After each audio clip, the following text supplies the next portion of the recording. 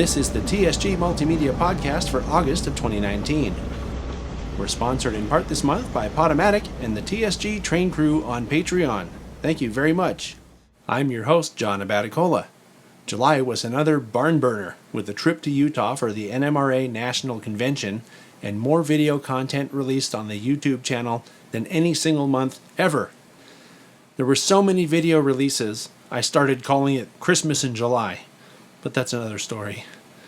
First things first, I want to send out a huge congratulations to TSG Train Crew member and my friend Trevor Park, who was certified as a fireman at Roaring Camp on July 23rd. Congratulations, I'm really proud of you and grateful to have you as a friend, Trevor.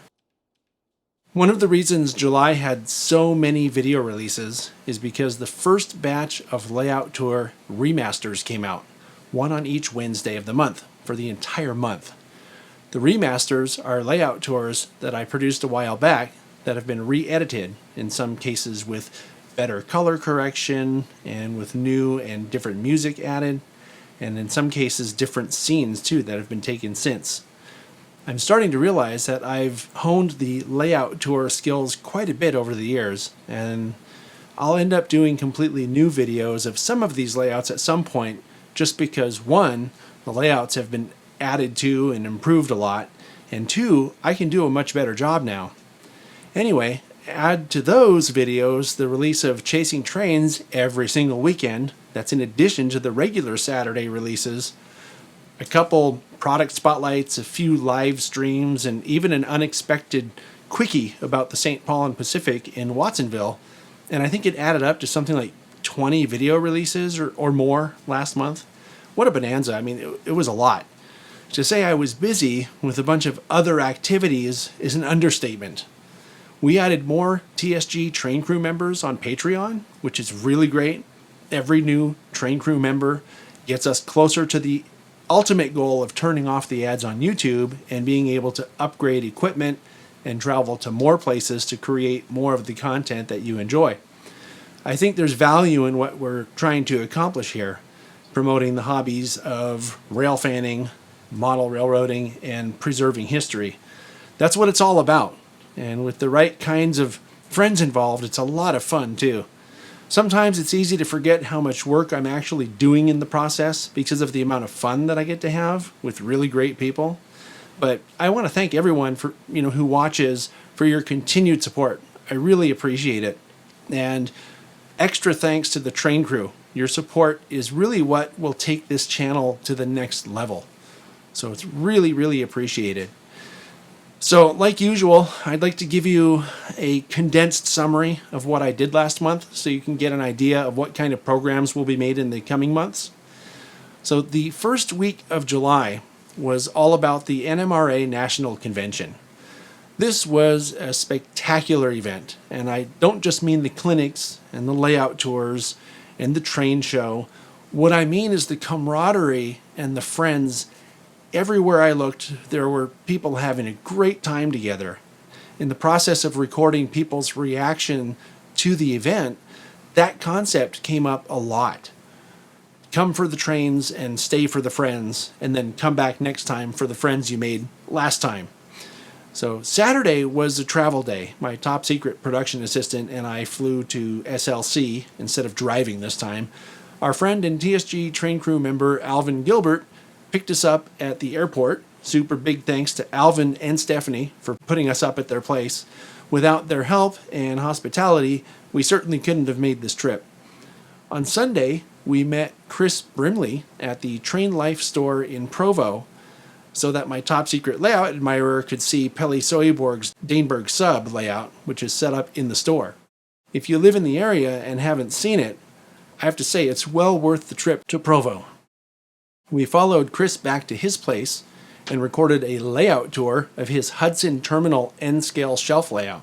What a masterpiece too.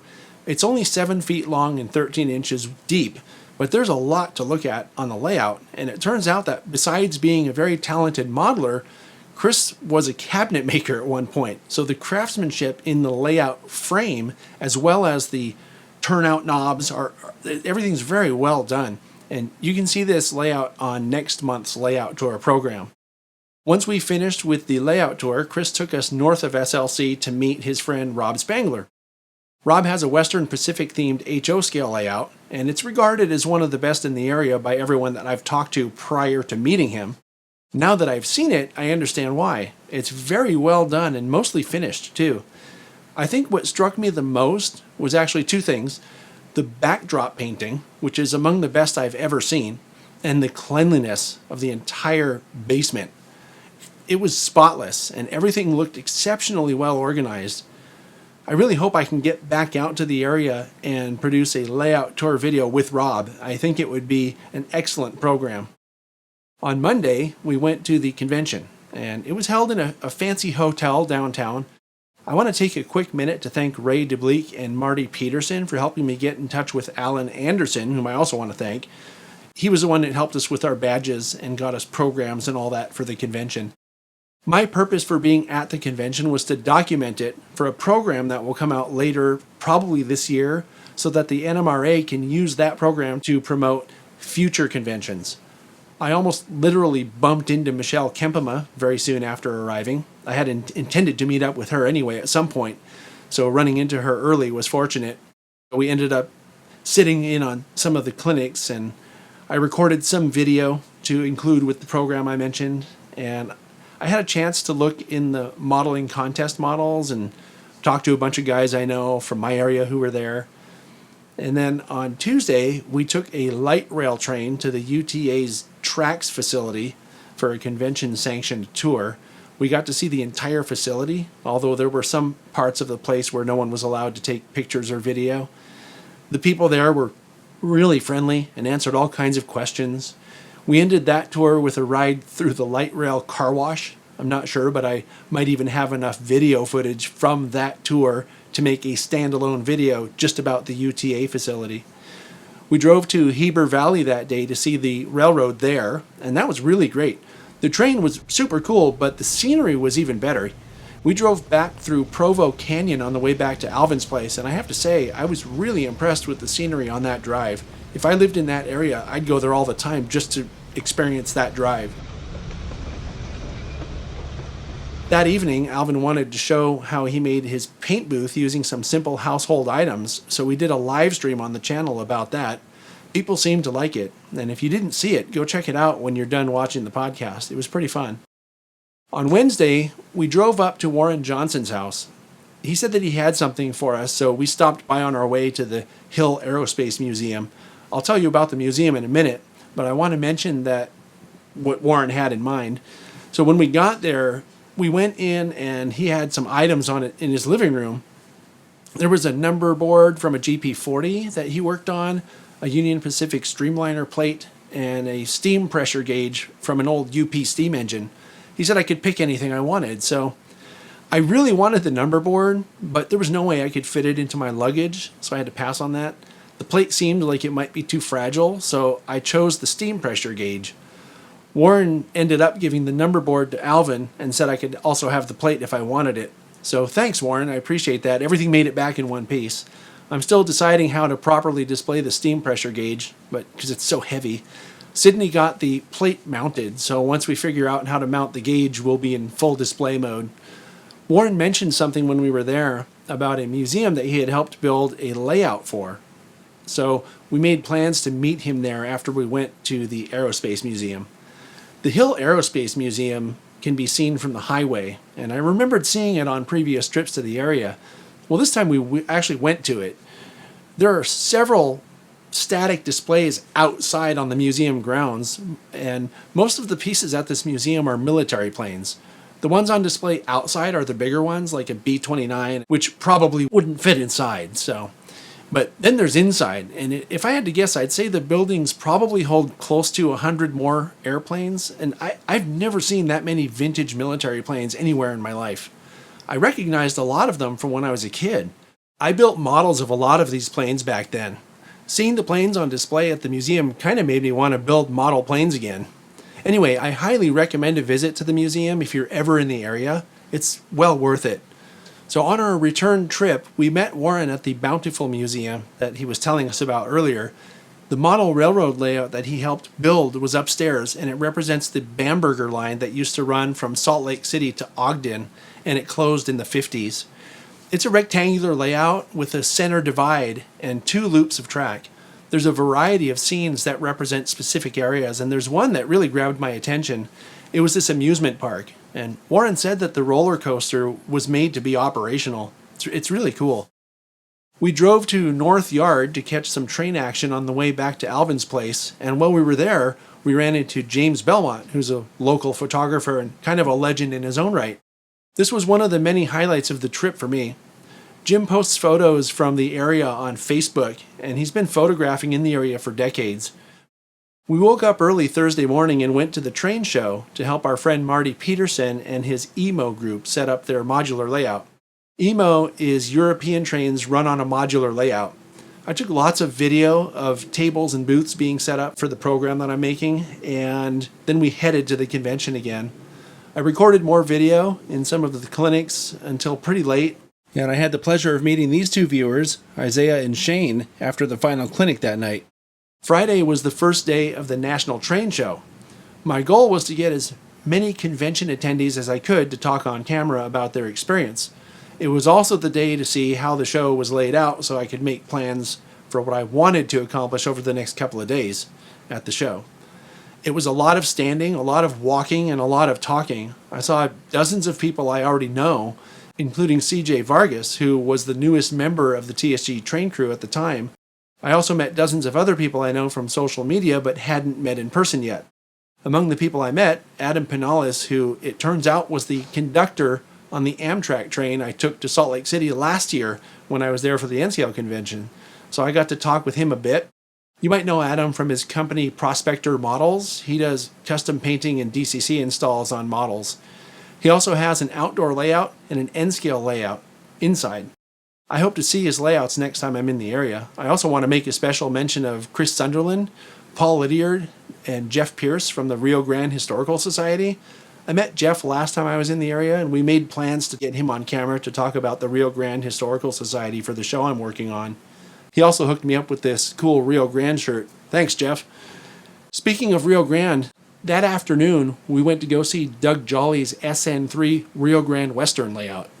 Doug and his wife Tiffany work on model railroading together, and they have a really impressive basement with a vintage office and a crew lounge that's decorated as a Harley biker bar. Another great highlight of the trip, meeting Doug and Tiffany and seeing that layout. That evening, Alvin invited a bunch of people to see his club, the Golden Spike Model Railroad Club of Utah. We took this great team photo just before leaving.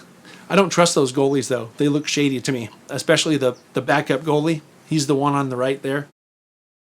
Saturday was modular layout day for me. Chris Palomares invited me to come early so he could show me the HO scale Fremo layout.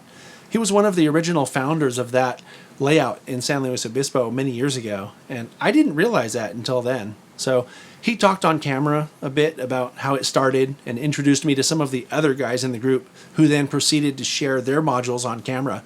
This ended up being an unexpected layout tour. The modeling in the modules is really great too. That layout tour is scheduled for September. That's one you won't want to miss. The rest of the day was spent visiting the various layouts that were set up for the train show, including the one we helped with the day before, the emo layout. There was a guy there from Connecticut with a Lionel setup, strictly for kids, some modular Lego setups, a massive Fremo N-scale layout, and a huge Z-scale modular setup as well. That included guys I know from the Bay Area, the Baz Boys Z-scale group. So much to see and not enough time because we had to get back to Alvin's for the Skype call with Ken Patterson. Originally, I thought the plan was just to have me and Michelle talk about the show on Patterson's show, but it ended up being 9 of us. Alvin, Adam Pinales, Chris Brimley, Chris Palomares, Joe Fugate, Jeff Schultz, and Eric Hansman, and of course Michelle and I were also on that video. I'm not even sure how we all fit into the picture, but we ended up on the Patterson show to talk about the convention and the train show. When we were done with the Skype call, the camera and microphone were still set up, and I looked around the room, realized how much modeling experience was present, and asked everybody if they wanted to do a live show for my channel.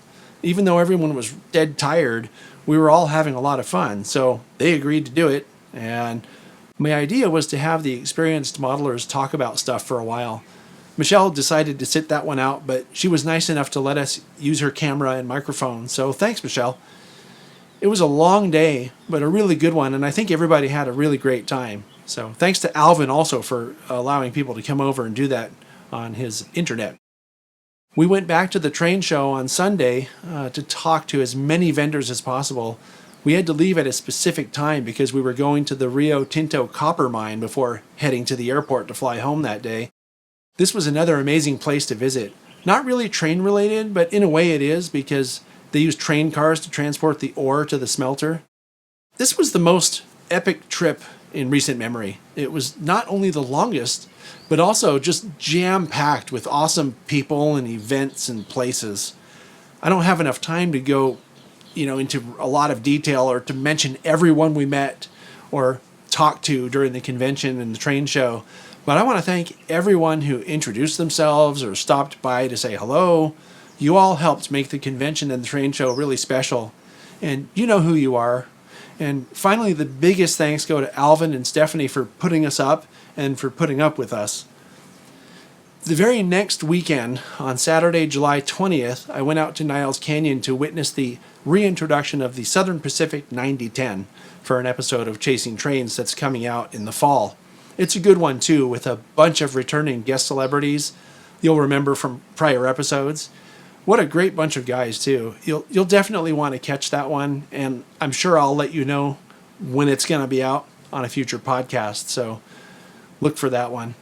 On Sunday, the next day, the 21st, I went to record for a future episode of Model Railroading with Jack Burgess. The episode we recorded for is about lessons learned, and it'll come out in, I think, October. It's always great to see Jack.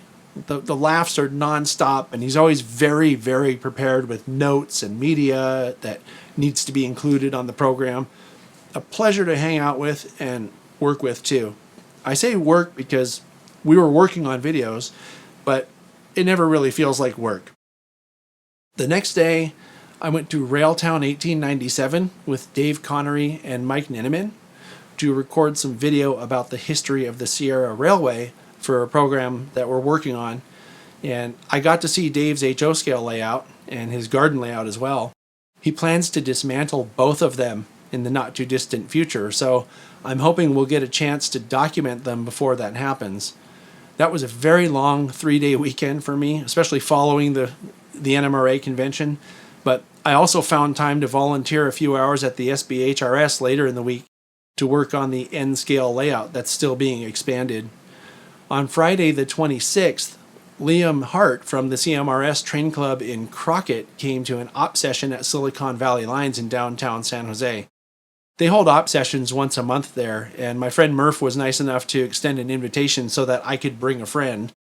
Liam had expressed an interest, but we had both been busy over the past few times that we had the chance to do it. This was yet another highlight of the month. Liam and I worked as a crew on 3 jobs, as conductor and engineer, swapping jobs for each run. It was a lot of fun, and I want to thank Murph and everyone at SVL for being so hospitable. It's always great to visit, and the best part wasn't enjoying myself. It was actually enjoying the fact that Liam had a good time. I really love that. Saturday the 27th, we met up with our friends Curtis and Kevin Hill at the Hiller Aviation Museum in San Carlos for an event called Euro West. This is an exposition of European model railroading, complete with modular layouts and lots of people showing and selling stuff. The fact that it was at an airplane museum was a bonus, although this one is small compared to the Hill Aerospace Museum in Utah, and it has more historic and not so much military aircraft displays. One of the tables was dedicated completely to the trains of Italy. That was cool because I have a box with some HO scale models from Italy that I got in the 1970s after my parents took a trip there. I think I'm going to put this event on the list of shows to cover officially on the channel next year if I can. Based on the attendance of the show, I'd say that there's a lot of interest in European model trains in this area. Last Tuesday, that was July 30th, I streamed live for an hour for something called On Track Tuesday Roving Livestream. I used a program called OBS that allows you to stream with added graphics and multiple sources. I'm not really as versed with live broadcast as I am with the traditional workflow that I use for everything else, like this podcast. But I can say that I'm interested in doing more live streaming, and one of the things I'm working on is getting local model railroaders to do a monthly discussion panel, a roundtable like what we did in Utah with those guys after the convention. I think if it's done right, it could be a great way to add value and interest to the channel. And I want to thank John Wiley for joining me on that broadcast. It was a lot of fun. So, as you can see, not only was the channel busy, but I was too. And to be honest, I don't even know how I made time for any post-production tasks, but I did. I edited half a dozen programs in between the stuff I just told you about, including 3 episodes of Chasing Trains, 2 layout tours, and something else that's slipping my mind at the moment. I'm getting tired just thinking about it right now, but when I'm doing this stuff, I'm having quite a lot of fun, even though it's a ton of work. So don't forget to look at the TSG swag store on Teespring. If you order TSG mugs or shirts or anything else on there, please send me a photo of yourself with it so that I can share it on social media. That's another way you can help me create the content that you like to watch. You can see some of the items in the store listed just below the screen here if you're watching on a computer. So just click on those if you have a chance and see if there's anything you like there. I was sitting in my office the other day looking at the program schedule on my calendar when it suddenly hit me that I have about 25 programs either completed and scheduled or else archived on my hard drives and ready for development and editing. So being as busy as I've been it really has a huge upside. If I ran out of things to go out and do today, I'd have enough material in the pipeline probably to last through the end of the year, maybe even part of next year. And that doesn't even count the podcasts or live streams that are likely to happen. Even with this being the case, I still have plenty of upcoming events already blocked out in the calendar. Anyway, speaking of events coming up, here are some events that I've heard about that you might be interested in. On August 10th, it's the Baggers South County Open House Day. You can check bagrs.org under the events section for info on this and other public events that the Bay Area Garden Railroad Society puts on. On August 10th and 11th, Niles Canyon Railway is running steam trains as part of an event called Nostalgic Niles. You can find out more about that at ncry.org. On August 11th, the Fern Creek and Western Garden Railroad Open House takes place. Look at FCWGRR.com for directions and hours. If you live in the Santa Cruz area, it's worth attending this event, as they have a pretty large layout and always have a lot of equipment running that day. On August 17th, the Billy Jones Wildcat Railroad is having the end of summer night ride and pasta dinner. You can get more information about this event at bjwrr.org. This year, Labor Day weekend starts on August 31st. That means it's time for Rail Fair at Ardenwood in Fremont. This is one of the best events in the Bay Area, and it's kid-friendly too. Visit spcrr.org for more information. As always, I encourage you to check out events in your area. You might be surprised by how much history is being preserved, and Heritage Railroad events are a great way to discover it. And now, for this month's upcoming programs. On Saturday, August 10th, it's Otis McGee's Shasta Route. This private HO scale layout was one of the last ones designed by John Armstrong before he died, and it has a working CTC machine. Otis invited some of his regular operators to help present the operating features of the layout, so you won't want to miss this one. On Saturday, August 17th, Chasing Trains, Sierra number 28 returns. This episode documents the reintroduction of the Sierra number 28 at Railtown 1897 State Historic Park earlier this summer. And on Saturday, August 24th, it's Model Railroading with Jack Burgess. In this episode, Jack talks about 3D design concepts to get you started on your adventures with 3D printing.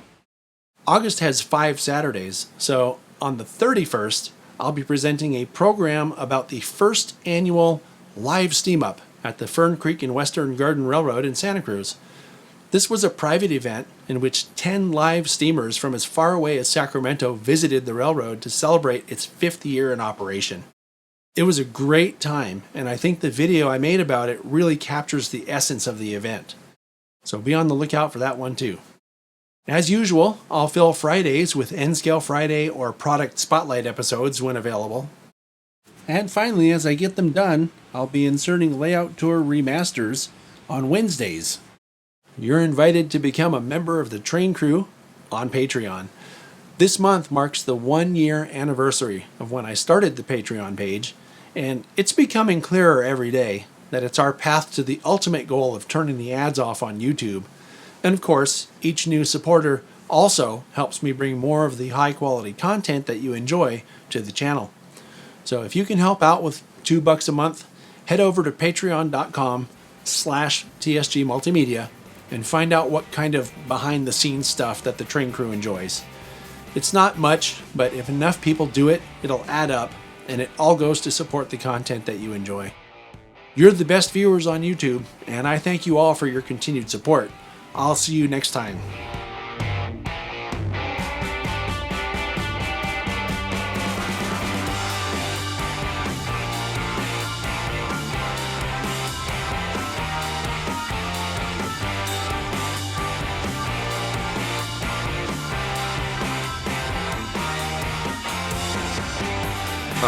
Take one. What is that called? Check 1 2. Yeah. That looks good. Welcome to Salt Lake City NMRA Convention 2019. I'm here with my friend John Abaticola and Top Secret out of Abaticola, and we're chilling.